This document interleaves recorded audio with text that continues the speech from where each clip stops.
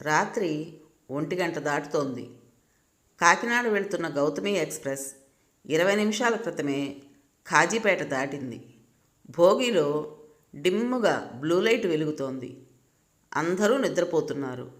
సంక్రాంతి వెళ్ళిన రోజులు కావడంతో అంత చలిగానూ లేదు, అలాగని వెచ్చగానూ లేదు.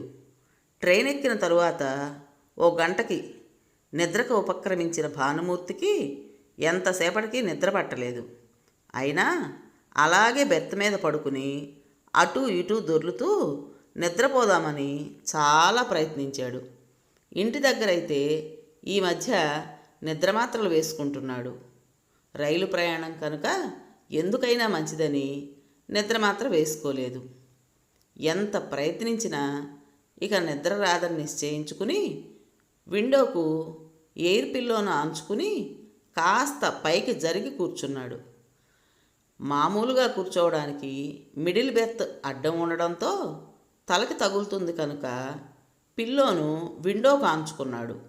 కళ్ళు మూసుకుని అలానే ఆలోచిస్తూ కూర్చున్నాడు. తనకి ఎదురుగా లోయర్ బెర్త్ మీద పడుకున్న కనకరత్నం కూడా అలానే నిద్రపట్టక అవస్థపడుతోంది. ట్రైన్ ఎక్కిన తరువాత ఓ గంటకి మాగన్నుగా ఓ 40 నిమిషాల పాటు నిద్రపట్టినట్టు అనిపించినా అంతలోనే ఆమెకు మెలకువ వచ్చేసింది. అప్పటి నుండి ఆమెకి ఇక నిద్ర పట్టలేదు. ఎదురు బెర్త్ మీదున్న భానుమూర్తి కేసి చూసింది.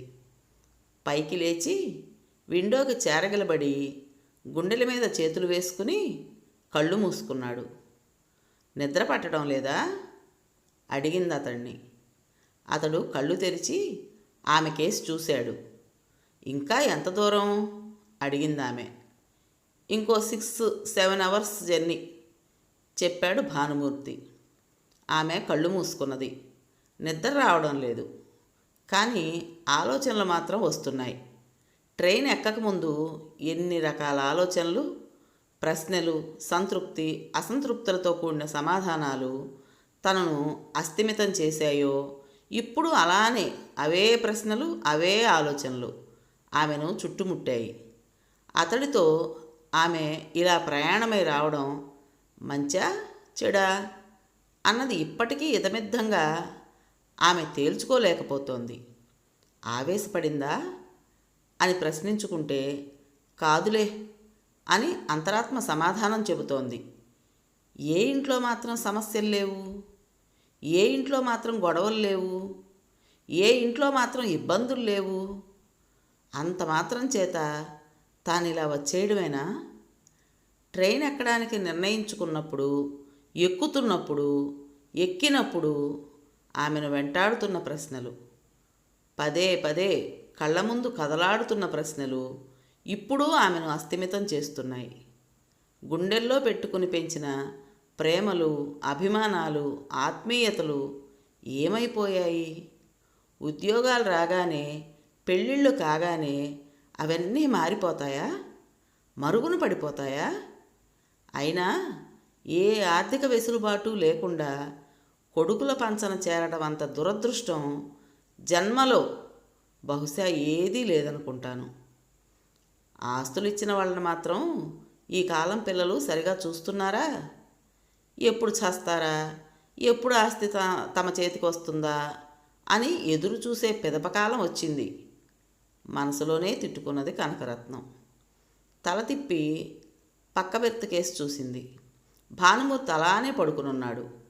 గుండెల మీద పెట్టుకున్న చేతివేళ్ళు దేనికో తాళం వేస్తున్నట్లు కదులుతున్నాయి. అతడు నిద్రపోవడం లేదన్న దానికి అదే సంకేతం. నిద్రపోవడం లేదు అనుకున్నదామె.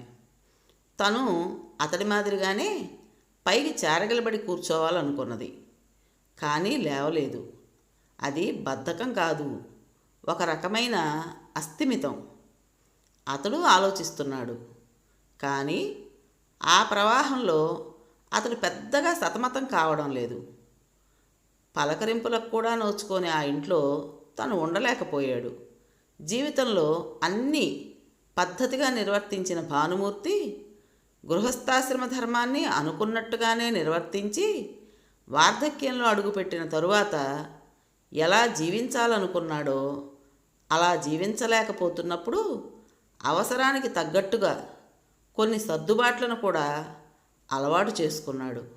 అయినా అయిన వాళ్ళకే తను ఒక గుదిబండగా తయారయ్యాడని తెలిసాక ఆ బాధ భరించలేకపోయాడు. సావిత్రి తన జీవిత భాగస్వామి తన దారి తను చూసుకుని తనను ఒంటరిగా వదిలేసి పైకి వెళ్ళిపోయింది. అది చాలా సునాయాసంగా. 1 గంట కూడా ఆసుపత్రిలో లేకుండా, ఎవ్వరి చేత ఏ చాకిరీ చేయించుకోకుండా. దానికి కార్డియాక్ అరెస్ట్ అని పేరు పెట్టారు డాక్టర్లు. పేరు ఏదైతేనేం, జబ్బు ఏదైతేనేం, తన భార్య సావిత్రి హాయిగా కాలధర్మం చేసింది తనను ఒంటరివాడిని చేసి. ఏ వయస్సులో అయితే భర్తకు భార్య, భార్యకు భర్త అవసరమో ఆ వయస్సులోనే తనకు భార్య లేకుండా పోయింది. పట్టుమని భార్యకు తొలమెత్తు బంగారంతో ఏ నగా చేయించలేదు భానుమూర్తి. ఒక్కగానొక్క కొడుకు భవిష్యత్తు కోసం, అతడు కోరుకున్న చదువు కోసం మధ్యతరగతి జీవితంలో మందహాసం నింపుకుంటూ డొనేషన్లు కట్టి చదివించాడు భానుమూర్తి. కొడుకు అరవింద్ చదువులో ఎప్పుడూ ఫస్ట్ కానే కాదు. ఎలాగో బీటెక్ అయిందనిపించుకున్నాడు. ఇప్పుడు హైదరాబాదులో సాఫ్ట్వేర్ ఉద్యోగి. 40,000 రూపాయల జీతంతో దర్జాగానే ఉన్నాడు. కొడుకు ముచ్చటపడ్డాడని కట్నాలు కానుకలవేమీ పట్టించుకోకుండా అతడు కోరిన అమ్మాయి హైమావతితోనే పెళ్లి చేశాడు. కానీ తనకంటూ ఒక గూడు ఏర్పాటు చేసుకోలేకపోయాడు భానుమూర్తి. నిజాయితీగా పాఠాలు చెప్పడమే తప్ప ఆ సంపాదన ఈ సంపాదన అంటూ ఏమీ వెనకేసుకోలేకపోయాడు. అతడు నిఖార్సైన పెన్షన్ జీవి. 6 ఏళ్ల కిందట భార్య సావిత్రి తనను ఒంటరిని చేసి వెళ్ళిపోవడంతో కొన్నాళ్ళు చెయ్యి కాల్చుకున్నాడు. ఎన్నాళ్ళు ఇలా అవస్థపడతావు, హాయిగా కొడుకు దగ్గరికి వెళ్ళిపోరాదు అన్నారు కొందరు. ఏరా, నాన్న అవస్థపడుతున్నాడు, నీ దగ్గర ఉంచుకోరాదు అని అరవింద్ని అడిగిన వాళ్ళు ఉన్నారు.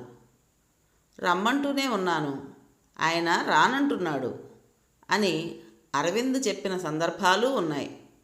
కానీ అతడు తమతో రమ్మని తండ్రిని అడిగిందీ లేదు, రానని భానుమూర్తి అన్నదీ లేదు. వాళ్ళ దగ్గర వీళ్ళ దగ్గర కొడుకు చెప్పిన మాటలు విని భానుమూర్తి నవ్వుకున్నాడు. అలా ఓ 10 నెలలు గడిచాక ఓ రోజు కొడుకు కోడలు వచ్చారు. ఇక్కడేం అవస్థపడతావు, వచ్చేయి నాన్న మా దగ్గరికి అన్నాడు అరవింద్. అప్పుడు కోడల ముఖం కేసి చూశాడు భానుమూర్తి. ఆమె అభావంగా ఎటో చూస్తున్నది. ఆమె ఏమంటుందోనని కొద్ది క్షణాలు ఎదురు చూశాడు భానుమూర్తి. ఆమె ఏమీ మాట్లాడలేదు. అసలు ఆ ప్రస్తావన, సందర్భం తనకి సంబంధం లేనట్టు పేపర్ చూస్తూ కూర్చున్నదామె. చూద్దాంలే అన్నాడు భానుమూర్తి. అలా కాదు నాన్న, నిన్ను తీసుకెళదామనే వచ్చాం. ఇక్కడ ఏమన్నా సర్దుబాట్లుంటే చేసేయి, ఎల్లుండి రాత్రికి టికెట్ బుక్ చేసేస్తాను అన్నాడు అరవింద్. అప్పుడూ హైమావతి మాట్లాడలేదు. ఆ రోజు అరవింద్ తన తండ్రి స్నేహితులకి, ఇరుగు పొరుగు వారికి చెప్పాడు. నాన్నని తమతో తీసుకువెళదామంటే రావడం లేదు, మీరైనా చెప్పండి అని. అదేమిటి భానుమూర్తి, కొడుకు అంతగా రమ్మంటే వెళ్ళనంటున్నావట, ఇక్కడేముందని? ఓ ఇల్లు కొనుక్కోలేకపోయావు, పొలాలు గట్రా ఉన్నాయా అంటే అవి లేవు. హాయిగా కొడుకు దగ్గరికి వెళ్ళి ఉండక ఏమిటి నీ చాదస్తం అన్నారు వాళ్ళు వీళ్ళు. కొడుకు అంతగా చెబుతుంటే తను బెట్టు చేయడం ఏమిటి? నలుగురు చెప్పినట్టు వాళ్ళ దగ్గరికి వెళ్ళి ఉండక అనుకున్నాడు భానుమూర్తి. వెళ్ళకూడదు అనుకోవడానికి అతనికి కారణాలేం కనిపించలేదు. సరే అన్నాడు. 3వ నాడు ఇల్లు ఖాళీ చేసి పనికిరాని సామాను కావాలనుకున్న వాళ్ళకి ఇచ్చేసి పరిమితమైన సామాను ట్రాన్స్పోర్ట్లో వేసి కొడుకుతో బయలుదేరాడు భానుమూర్తి. నాన్న, మన అపార్ట్మెంట్కి పర్లాంగు దూరంలో 2 పార్కులున్నాయి. సరదాగా పొద్దునపూట వాకింగ్కి వెళ్ళు, సాయంత్రం కూడా వెళ్ళి కూర్చో, నీకు కాలక్షేపం అవుతుంది. హైమ కూడా ఉద్యోగం చేస్తోంది కదా, ఇంట్లో లోన్లీగా ఫీల్ అవుతావు. హైదరాబాద్ వెళ్ళిన రెండో రోజు కొడుకు అరవింద్ చెప్పాడు భానుమూర్తితో. కోడలు కూడా ఉద్యోగం చేస్తోందని అప్పటిదాకా అతనికి తెలీదు. ఆ విషయం తనకెందుకు చెప్పలేదని అతడేమీ తప్పు పట్టలేదు. పోనీలే, వేడినీళ్ళకి చన్నీళ్లు తోడన్నట్టు మంచిదే అనుకున్నాడు.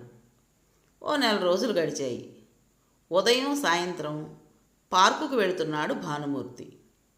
అక్కడ తనలాంటి వారితో పరిచయాలు పెరిగాయి. కానీ ఇంట్లోనే అతడికి ఏదో తేడా కనిపించసాగింది. ఈ నెల రోజుల్లో కోడలు హైమ తనతో మాట్లాడిన క్షణాలేవీ అతడికి గుర్తులేవు. టైముకి కాఫీ టిఫిన్లు టీపాయ్ మీద పెట్టి వెళ్ళిపోతుంది. ఎప్పుడూ ఆమె గదిలోనే కూర్చుంటుంది. మాట లేదు, మంతి లేదు. పిల్లల్ని తన దగ్గరే కూర్చోబెట్టుకుంటుంది. వాళ్ళు కూడా తాత అంటూ భానుమూర్తికి దగ్గరగా చనువుగా వచ్చిన క్షణాలు లేవు. క్రమేణా కొడుకు కూడా మాట మంతి తగ్గించేశాడు. మాడిపోయిన కూరలు, ఉడికి ఉడకని బిరుసన్నం తప్ప హితవుగా పచ్చడి వగైరా ఏనాడూ కనిపించేవి కావు. కొడుకు కోడలు పళ్ళు కొనుక్కొస్తుంటారు. కానీ ఏనాడు తనకు ఓ పండు పెట్టిన పాపాన పోలేదు. అలాగని భానుమూర్తి వాళ్ళ మీద పడి తినడం లేదు. తనకొస్తున్న పెన్షన్లో 10,000 తీసి కొడుక్కిస్తున్నాడు. మొదటిసారి ఇచ్చినప్పుడు అబ్బే వద్దు నాన్న ఉంచుకో అన్నాడు. కానీ భానుమూర్తి బలవంతం మీద చేతిలో పెడితే ఆనందంగా తీసుకున్నాడు అరవింద్. తర్వాత నుంచి అడిగి మరీ తీసుకోవటం మొదలెట్టాడు. ఓ రోజు ఇస్త్రీ కోసం ఉతికిన బట్టలు తీసుకెళ్ళడానికి వచ్చాడు వాచ్మెన్. మనమంటే ఆఫీసులకు వెళ్ళేవాళ్ళం, ఐరన్ చేయించుకోక తప్పదు మరి. ఇంట్లో ఉండే వాళ్ళ బట్టలకు కూడా ఐరన్ చేయించాలా? భర్తను అడిగింది హైమవతి. ఆ మాటలు తనను ఉద్దేశించే అని భానుమూర్తికి బాగానే అర్థమైంది. అరవింద్ విసుగ్గా ముఖం పెట్టాడు. నా బట్టలు ఐరన్ చేయించొద్దులేమ్మా అని భానుమూర్తి చెబుదామనుకుంటుండగా హైమావతే అన్నది, పోనీలేండి, మరో 4 బట్టలు ఐరన్ చేయిస్తే మించిపోయింది ఏమీ లేదు అని. ఆ సమయంలో మౌనంగా ఉండడమే మంచిదని ఇంకేమీ మాట్లాడలేదు భానుమూర్తి. 6 నెలలు గడిచేసరికి భానుమూర్తికి అర్థమైంది ఆ ఇంట్లో తన పరిస్థితి ఏంటో. ఇక్కడికి వచ్చి తప్పు చేశానా అని మొదటిసారి తనను తాను ప్రశ్నించుకున్నాడు. కోడలు మాట్లాడదు, మనవలు తన దగ్గరకు రారు, కొడుకు ముభావంగా ఉంటాడు. పైగా తను తుమ్మినా దగ్గినా రోడ్లంట తిరుగుతావు, అలర్జీలు వస్తాయి అంటూ విసుక్కుంటాడు. ఇంట్లో ఉన్నంతసేపు దాదాపుగా అతడు మౌనవ్రతం పాటిస్తున్నట్టు నోరు మెదపకుండానే కూర్చుంటాడు. ఉదయం అంతా హడావిడి. పిల్లలు స్కూళ్ళకు వెళ్ళడం, పెద్దాళ్ళిద్దరూ ఆఫీసులకు వెళ్ళడం, రాత్రి వాళ్ళ గదుల్లో కూర్చోవడం, పిల్లలు టీవీ దగ్గర కూర్చోవడం. తనతో సరదాగా కబుర్లు చెప్పేవాళ్లే లేరు. రాను రాను ఆత్మీయ పలకరింపే కరువైపోయింది. తన ఊళ్ళో తనకి ఎంతగా కాలక్షేపం అయ్యేది. ఒంటరితనం సమస్య తప్ప ఎవరో ఒకరొచ్చి పలకరించటం, ఏవేవో కబుర్లు చెప్పుకోవడం. రోజులు ఎంత హాయిగా గడిచిపోతుండేవి. ఇక్కడ అందుకు భిన్నంగా ఉంది జీవితం. ఎవరో వచ్చి తనను పలకరించనక్కర్లేదు. ఇంట్లో వాళ్ళు ఆప్యాయంగా మాట్లాడితే చాలు. ఈ వయసులో కావలసింది కేవలం ఆదరణ, ఆప్యాయతతో కూడిన పలకరింపు. అవే కొండంత ఓదార్పు తన జీవితానికి. రాను రాను జీవితం భరించరానిదిగా తయారైంది భానుమూర్తికి. తిరిగి తన ఊరు వెళ్ళిపోదామా అనుకున్నాడు. అయినా తనకంటూ ఏముందక్కడ? తిరిగి అక్కడికి వెళ్ళడం అంటే ఒక రకంగా అవమానమే. కొడుకు తన్ని తగలేశాడనో, సర్దుకోలేక వచ్చేశాడనో నలుగురు 4 మాటలు అంటారు, అనుకుంటారు. కానీ తనింకా ఇక్కడ ఉండలేడు. మరేం చేయాలి అని సతమతమవుతున్న సమయంలో కనకరత్నం పరిచయమైంది. 1.5 ఏడాది పైగా కొడుకు కోడల దగ్గర ఉంటున్న కనకరత్నం కూడా భానుమూర్తిలాగానే జీవితంలో విసిగిపోయింది. రాత్రి నిద్రకు మంచం మీద ఒరిగినప్పుడు మౌనంగా రోదించకుండా లేని క్షణాలు లేవు. రూపాయి ఆదాయం లేని ఆమె జీవితం పూర్తిగా కొడుకు మీదనే ఆధారపడింది.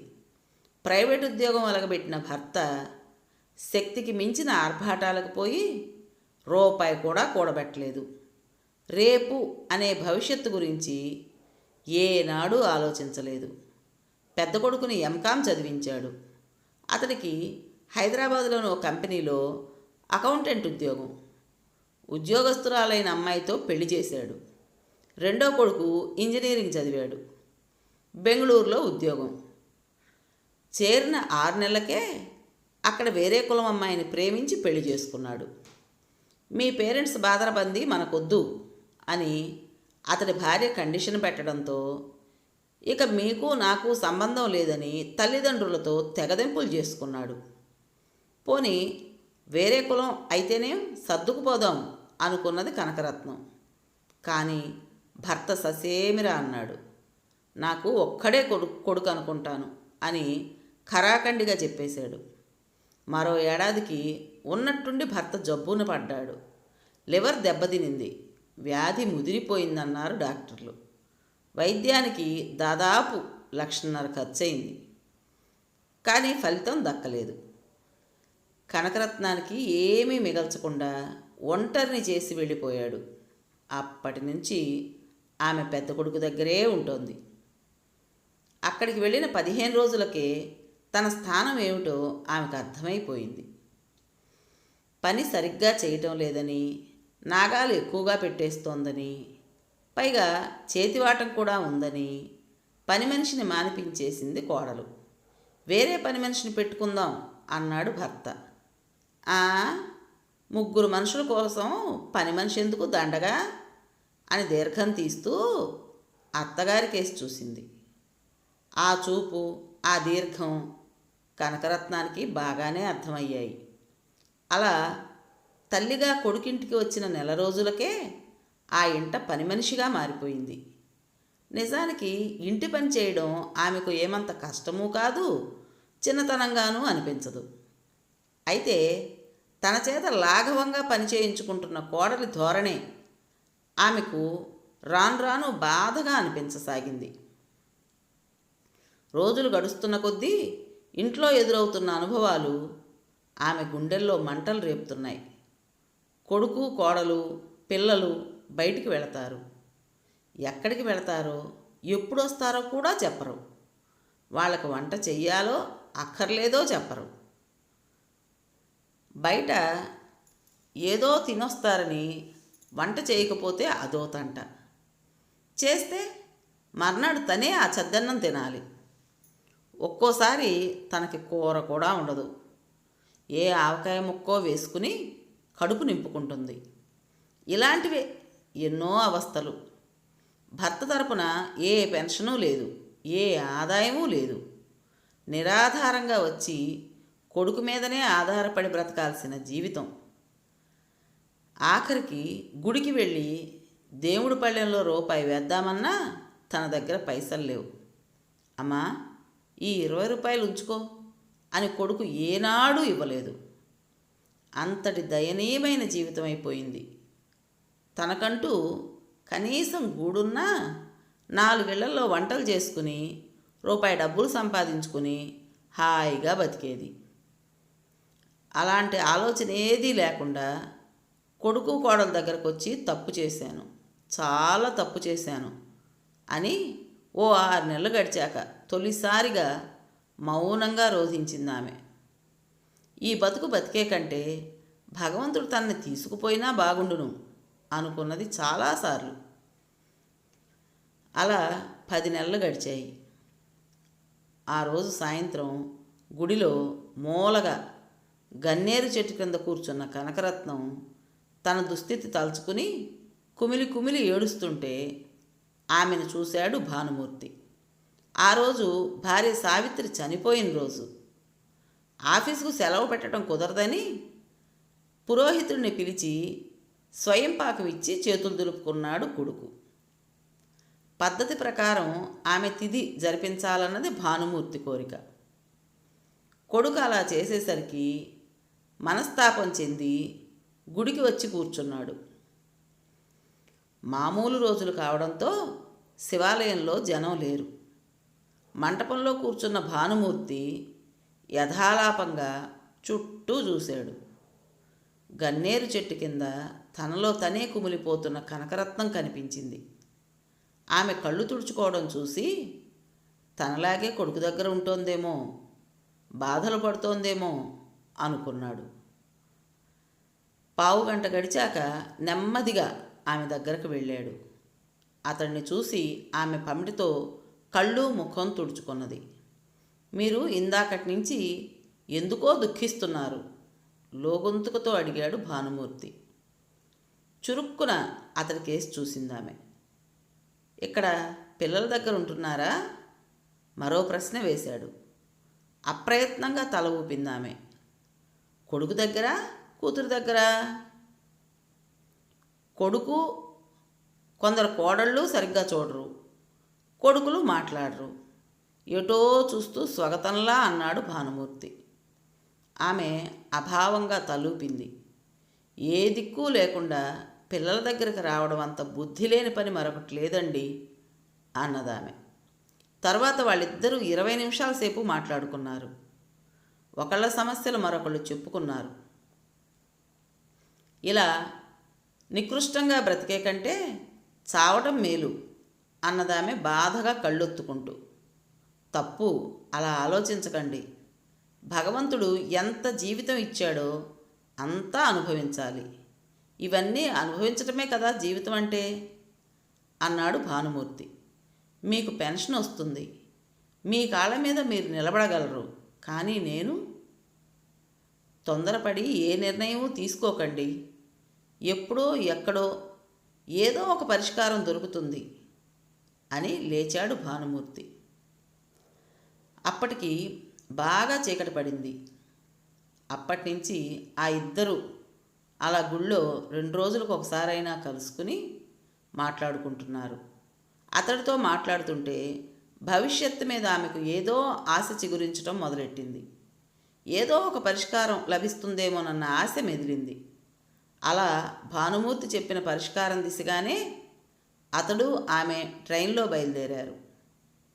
భోగి అంతా చాలా నిశ్శబ్దంగా ఉంది. పట్టాలపై వెళుతున్న రైలు చేస్తున్న చప్పుడు తప్ప మరి ఏ ధ్వని వినిపించడం లేదు. దాదాపు అందరూ గాఢ నిద్రలో ఉన్నారు. భానుమూర్తి అలానే విండోకి చేరగలబడి కూర్చున్నాడు. గుండెల మీద వేళ్లతో తాళం వేస్తూ మరోసారి అతడి కేసు చూసి తాను పైకి జరిగి విండోను ఆనుకుని పడుకున్నది కనకరత్నం. నిద్ర పూర్తిగా తేలిపోయింది. బలవంతంగా కళ్ళు మూసుకున్నా మాగన్నుగా అయినా నిద్ర రావడం లేదు. తాను ఇలా రావడం తప్పు చేయడం లేదు కదా? పదే పదే ఈ ప్రశ్న బుర్రలో గింగురులాడుతోంది ఆమెకు. సరిగ్గా 4 రోజుల కిందట అదే గుడిలో అదే మంటపంలో వాళ్ళిద్దరూ కూర్చున్నప్పుడు భానుమూర్తి అడిగిన ప్రశ్న ఆమెకు పదే పదే గుర్తుకొస్తోంది. ఈ హౌస్ అరెస్ట్ నుంచి నేను విముక్తం కావాలనుకుంటున్నానమ్మా. మీరు విముక్తి కోరుకుంటే నాతో రావచ్చు, వస్తారా అడిగాడు. విస్మయంగా చూసింది అతడి కేసి. అవును, వెళ్ళిపోదాం అనుకుంటున్నాను. సరిగ్గా మనలాంటి పరిస్థితిలోనే ఉన్న మా ఫ్రెండ్ చలపతిరావు ఒక అద్భుతమైన ఆలోచన చేశాడు. వాడికి 3 ఆడపిల్లలు. బాగానే కట్నాలిచ్చి పెళ్ళిళ్ళు చేశాడు. ఆఖరి కూతురు పెళ్ళికి ముందు వాడి భార్య గుండెపోటుతో చనిపోయింది. 3 ఆడపిల్లలకి తనకు ఆస్తి పంచి ఇచ్చేశాడు. ఫలితంగా వాడు బతికి ఏమైందో తెలుసా అమ్మా? వాడు నెలకు ఒకరి దగ్గర ఉండాలట. 30వ తేదీ వచ్చిందంటే వాడున్న చోటు ఖాళీ చేసి మరో కూతురు దగ్గరికి వెళ్ళిపోవాలిట. నాది ఫుట్బాల్ జీవితం అయిపోయిందిరా అని వాపోయాడు. చివరికి తన ఇంటికి వచ్చేసి తనలాంటి వాళ్ళ కోసం ఓ సంస్థ ఏర్పాటు చేశాడు. అది వృద్ధాశ్రమం కాదు. అక్కడ మనలాంటి వాళ్ళు తలదాచుకోవచ్చు. అందరూ కలిసి ఇంటి పనులు చేసుకుంటాం, వండుకుంటాం, హాయిగా మన హాబీలతో బతుకుతాం. నెలాఖరుకు మొత్తం ఖర్చు అందరం షేర్ చేసుకుంటాం. నన్ను వచ్చేయమన్నాడు, వెళుతున్నాను. మీరు వస్తారా? ఒక అన్నగా మీ ఖర్చు నేను భరిస్తాను.